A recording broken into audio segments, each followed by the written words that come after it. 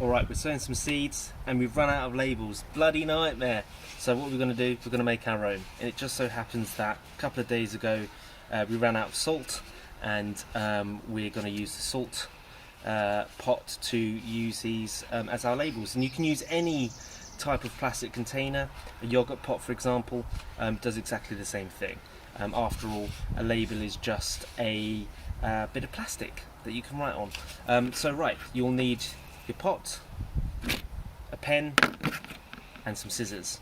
Safety first, try not to cut yourself, but we're literally going to chop off the top and the bottom of the pot, and to get our line. It doesn't have to be neat, don't need that bit. This is the bottom. I already made a cut earlier. There we go, cut down the middle. Right, there we are. So there's our strip. I'm stuck in the thing. Right, here we go. So there's our strip, and then we're going to cut this as best we can down. There's a bit of a curl there, so I'm just going to counteract that curl to make it easier to handle. And right, away we go.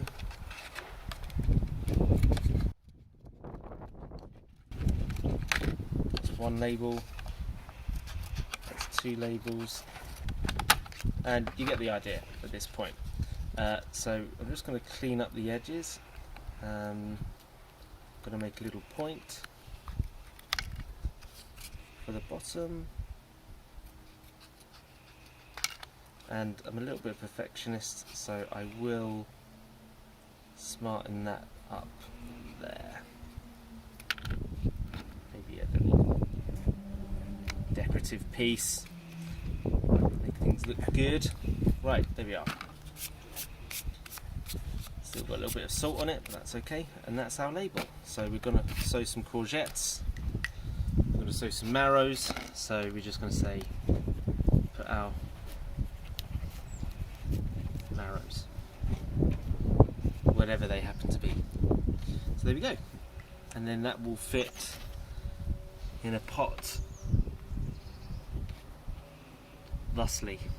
And that's how you make your own labels. Easy peasy, lemon squeezy, and you're doing a bit of recycling as well, so you're doing your bit for the planet.